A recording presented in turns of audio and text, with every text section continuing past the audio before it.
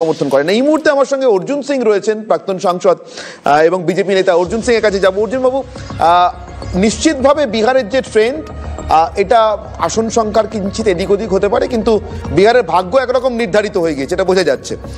আপনার কাছে আমার প্রশ্নটা একটু অন্য। এই ফলটা আপনাদের জন্য স্বস্তির না অস্বস্তির? পশ্চিমবঙ্গে এসআইআর হলো, এত নাম বাদ গেল, বিপুল শতাংশ ভোট পড়লো, তারপরেও ক্ষমতায় ফিরল সেই দল যারাই ক্ষমতায় ছিল। পশ্চিমবঙ্গে যদি এটা হয়,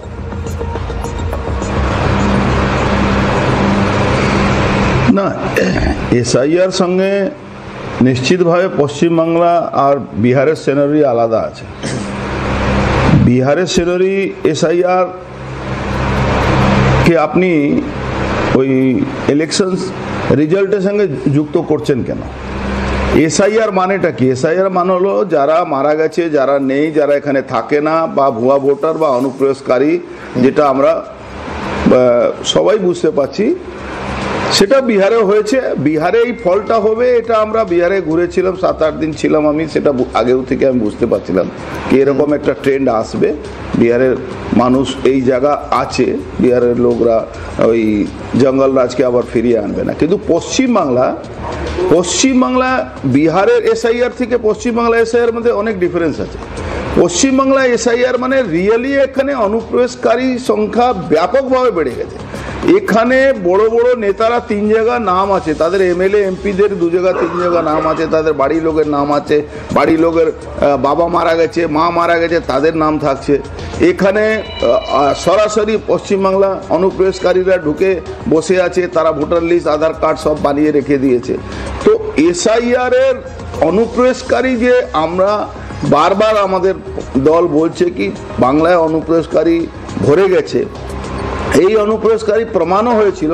ওয়ান নেশন ওয়ান রাশন কার্ডের সময় দেখেছিলেন পশ্চিমবাংলায় 1 কোটির উপরে রাশন কার্ড বাতিল হয়েছিল। বাংলায় কিন্তু ওই জায়গা থেকে আসছে এসআইআর এর পদ্ধতিটা। আজকে পশ্চিমবাংলা অনুপ্রবেশকারীরা গাদায় গাদায় পালাচ্ছে, এখান থেকে গায়েব হয়ে যাচ্ছে, ভেনিস হয়ে যাচ্ছে।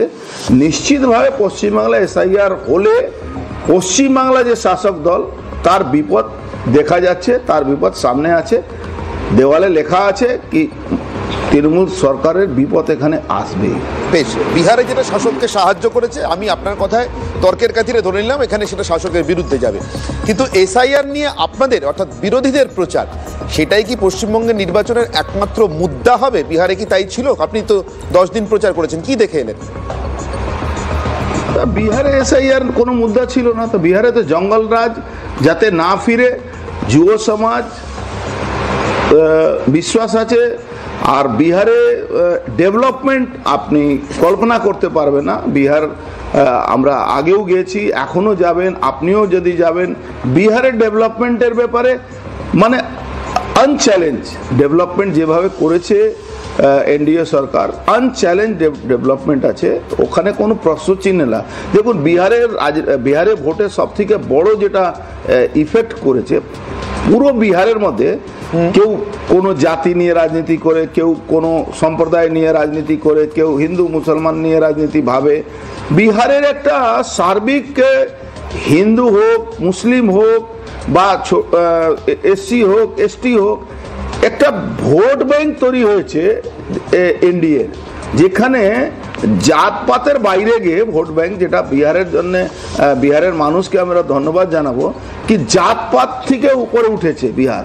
একটা সময় ছিল শুধু জাতের নিয়ে রাজনীতি হতো, এখন একদম জাতপাত, মানে মহিলাদের যে ট্রেন্ড ছিল ভোটে সেটা অবাক হওয়ার ট্রেন্ড। আমি এরকম রাজনীতি জীবন আমার অনেক বেশি হলো, আমি এরকম ট্রেন্ড মহিলাদের বিহারে কোনোদিন দেখিনি যেটা এবার দেখেছিলাম।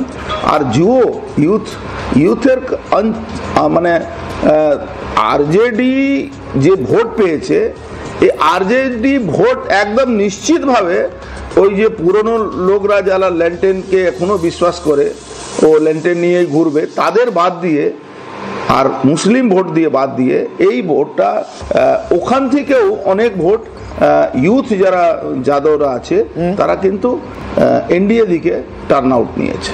বেশ, অর্জুনবাবু, আপনার কাছে আমার আপাতত শেষ প্রশ্ন, জাতপাতের রাজনীতির বাইরে বেরিয়েছে বিহার আপনি বলছেন, কিন্তু পশ্চিমবঙ্গ তো ক্রমশ ধর্মের রাজনীতির মধ্যে ঢুকছে।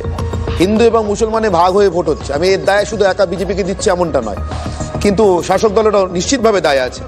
কিন্তু পশ্চিমবঙ্গ কি এর বাইরে বেরোবে? আর যদি বেরোয় সামনের বিধানসভা নির্বাচনে তার ফল কার দিকে যাবে? দেখুন বিহারে একটা কালচার বলছি আপনাকে, বিহারে রাজনীতিক লড়াই নেই। বিহারে লড়াই কি হয়েছে, আপনি আমার উপরে অত্যাচার করলে আমি আপনার অত্যাচারের জবাব দিই। পশ্চিমবাংলা কি আছে, পশ্চিমবাংলা হিন্দু মুসলমান বাধ্যতা আছে। কেন মুসলমানদেরকে মমতা ব্যানার্জি আইকন বানিয়ে নিয়েছেন, ওদেরকে সামনে রেখে হিন্দুদের উপরে অত্যাচার হচ্ছে। মন্দিরে পুজো হতে দিচ্ছে না, মন্দির ভাঙছে, দুর্গা পূজা করতে দিচ্ছে না, ওখানে দুর্গা পান্ডালে আজান পড়তে হবে, এরকম একটা ব্যবস্থা মমতা ব্যানার্জি। এটা কি করে বাংলাদেশ থেকে যে হিন্দু সনাতনী হিন্দু পশ্চিমবাংলায় এসেছিলেন তারা তো ওখানে এই অত্যাচার সহ্য করে এসেছিলেন, আবার সেই অত্যাচার পশ্চিমবাংলা ভোট ব্যাংকের জন্য মমতা ব্যানার্জি করবেন। এটা কিন্তু পশ্চিমবাংলায় হিন্দু মুসলমান হবে, এর মধ্যে কোনো সন্দেহ নেই।